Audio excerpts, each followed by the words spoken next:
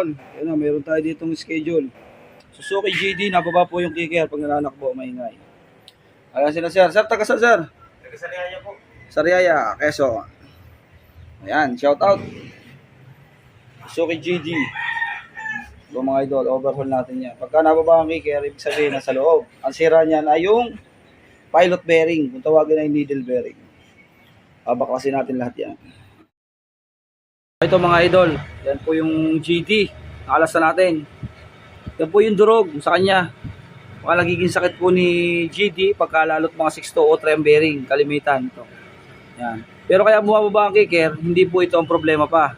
Ang problema, itong bearing na to dito sa counter shaft, durog. Kung tawagin ay needle bearing ito. Ito yung durog oh. Nakakalasin natin yan para makita.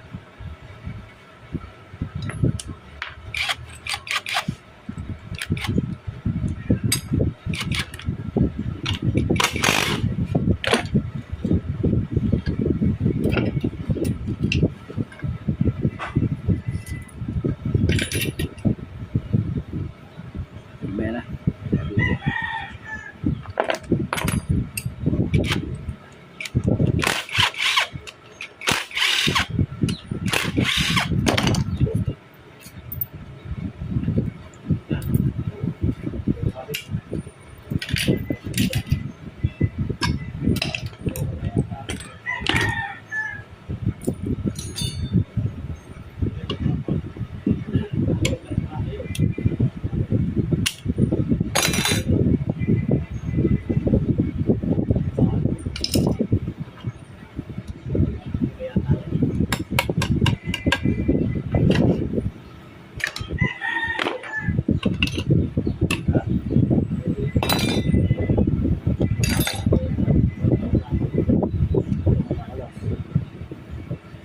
Siya yung sa hindi.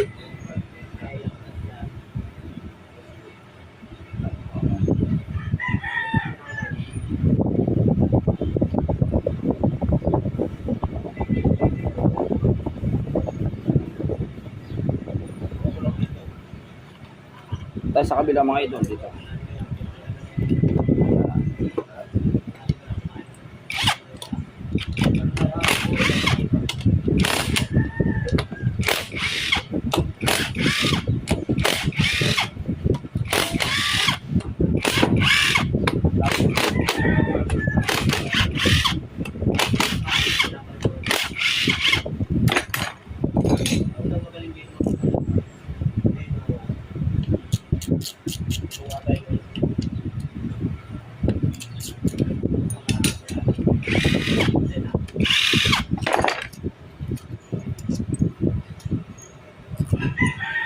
Alright, makakalasan natin.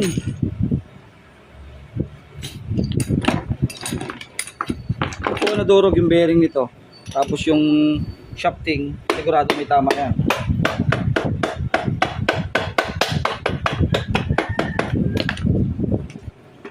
Yung shafting nito siguradong may tama. Kasi pagka talagang nadurog yun, sigurado yun. Pati mga bearing 6203 oh, yan oh. Talagang nagyayanigan eh. Ito mga idol oh. Yan. Ayan oh. Wala na pong natira sa shafting oh. Nauubos na gawa po ng bearing yan, shafting oh. Yan, yung shafting oh. Grabe. Mahal pa naman ang shafting. Yan ang mga idol. Yan. Gagrinder rin natin para lumabas ng primera. Yan. Palit ng shafting, palit ng bearing. Ito mga idol, yan. Ito. Pilot bearing ang tawag dito, nadurog na, wala lang natira. Tapos yung 6203, yan po nangyari oh. Yan. Muntik na malagas. Ano po nangyari sa kanya? Ayan. Papalitan po yan. Tapos lilinisin. Ayan. Refresh na ulit. Update na ulit mga idol. Mga idol, kompleto na. Patanggal na natin yung needle bearing. Papalit ng 6203. Ayan po. Ayan na. Nilinis na natin lahat. Ito na yung mga original oh. Clutch hub. Ayan. Original. Ito yung kanyang parts number. Tapos ito yung, ano ba to? Ano to? Counter shaft. Yan, shafting. Ito yung first number, oh, yan mga idol. Tapos clutch hub. Yan po yung clutch hub natin. Oh, first number ulit. Tapos, ito yung kanyang needle bearing. Yan. Mga idol, oh, yung needle bearing na naturog. Yan. Tapos, yung nawawala sa kanya, spring. Tapos to.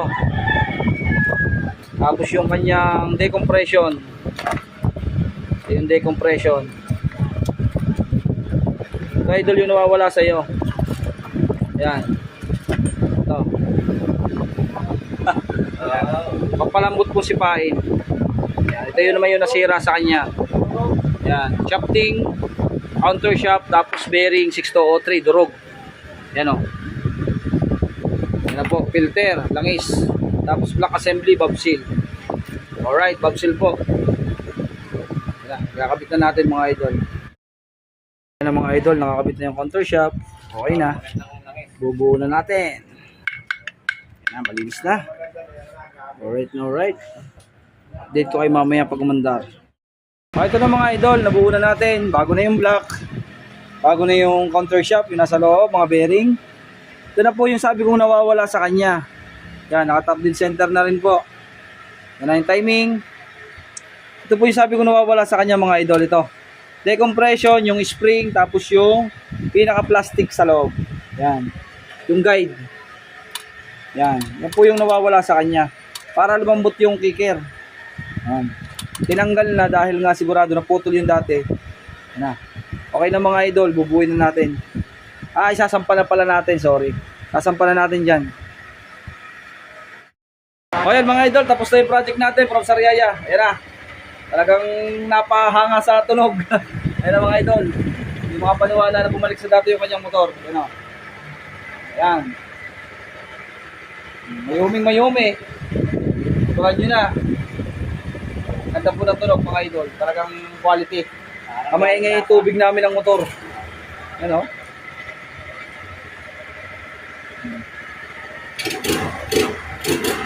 Quality oh. Alright. Okay. Tapos na po project natin. Bibigyan natin ng sticker baka malimutan.